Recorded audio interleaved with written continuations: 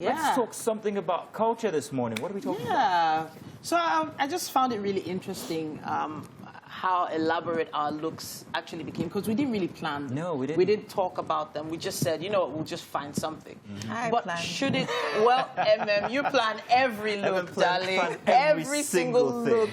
But I'm just trying to make reference to the fact that we don't really put those things into consideration anymore. When it comes to our children, especially. Exactly. So I was just thinking about how few cultural outfits my kids have. I'm now thinking about all those remaining wrappers and lace that I never use, and I'm now thinking about how many different outfits I can create for them now. You know what disturbs me the most is the fact that when we send them to school to go and learn all the Western culture and everything, Yeah. we want them to speak a certain way and all. Yeah. We're actually doing that at the detriment of our culture. So I'm Yeah. asking, how much cultural influence do schools actually put in our children? Is it just relegated to one day in an entire term, cultural Exactly. day? Okay, Yeah. you have to. It's an effort, but is it enough? I don't know. Let's not even start talking about language. Yeah. Yeah. And how much the schools are investing in our kids. It's a tough chore for them, I can imagine. Too many kids, how many languages do you want to teach them? It's amazing because I had this discussion a few months ago with my husband, and we're talking about how much the role of culture and how it has affected, negative impact it has had on a lot of people. Negative impact now. Negative impact. Do explain. And that is why, you know, and because it has affected, you know, us so much that we do not even want to, you know, identify ourselves with it. Yeah. We don't want to associate with it. Yeah. If people even say, okay, you are an Anang, because I'm from Anang, my dad is from Anang, you know, I'm like, no, I really don't want to. But and why? that is because of, you know, some of our cultural beliefs, things that have happened in the past, our history. People do not want to be a part of it anymore. And then my husband was saying that, but that is who you are. That is your identity. And I was saying that, but then I also am mature to a point where I can decide not to associate with it anymore. It's not because it doesn't. I mean, there are people that even go as far as changing their names. They don't want to be native names. They want to be English names. Do you understand? So, unfortunately, there's nothing that can be done about it. So, yes, some of those cultures have been, or traditions have been toned down. You know, and as we keep evolving as people, and as we keep going out there, getting exposed, getting influenced with other cultures and other traditions, it also affects ours, and thereby, you know, creating a bit of... I think you already used the key word there, which is evolution.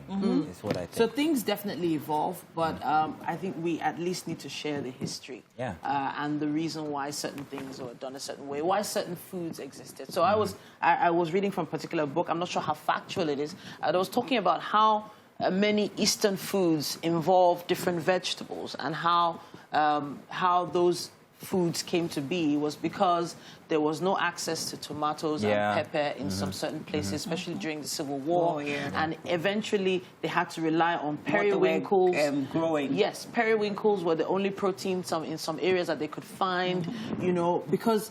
And so that is very... the influence of history on culture. Yes, but it was a traumatic experience that led to those amazing meals that a lot of people eat today. So in effect, you cannot erase history, whether you like it or not. It's still a part of you. It makes you in any case. You're from a certain place. You're from a certain place. There's nothing you can do about it. It's your preference if you want to choose to associate with it or not. But these stories are in themselves still very interesting to tell, whether they're discrediting of the culture or not.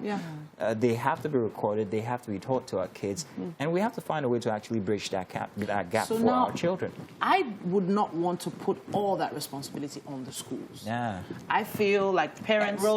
Yes, the parents have a huge role. How much do I know that I want to tell my daughter? Exactly. So, I don't know very too good much. point. Very good point. Now, there are, so interestingly, there are some courses online. Online? Yes.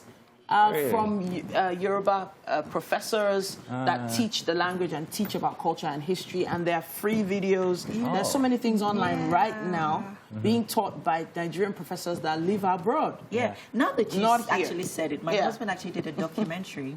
Okay. He's from Benue. So he did a documentary on, Benue people, history of Benue people. So even the last day we had a family get-together, like it was a gathering of, fam, because he's from a very, very all-inclusive family. They were so closely knitted. Yeah, I met some of his brothers while I'm walking on the street. You walk with my brother. I'm like, oh, Michael Koche. Okay. Yeah, very closely knitted. And then, he actually told the history of, from how they were, taken away from the Benin people. Because, they're from, they share the same ancestry with the Benin people. Okay. Yeah. The whole history. I was just looking at him like this while I was telling the story. I said, nobody should even come and ask about the history. And I think I need to have a conversation with my father as well.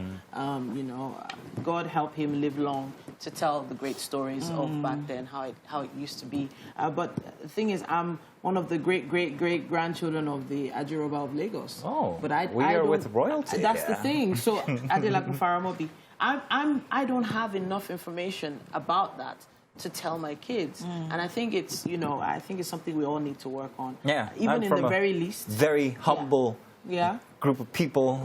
We just want to farm and drink sapella water. You can't drink That's more. We're good. Life is so easy when you don't have to worry about too much. I mean, hey, what is the cocoyam here? Fine, bring a snail here. But you know what, Mazino, now that you said it, I really admire your people. You guys are the most... What? We know how to have a good time. Yes. Let life worry about itself. Yeah, please. I don't want to worry. I don't want to... baby girl life for life. And it still remains so. Even when I go back home, only recently, I actually rode all the way back to the village, and it was such an interesting experience. It's such a chill place. I don't like to go home. Lagos Island is not a chill place. that's where my ancestors are from. Lagos It's all Island. good. Hey, where are you guys from? You want to tell us? Maybe do, of course, reach out. Use the hashtag WakeUpNigeria on TV, especially on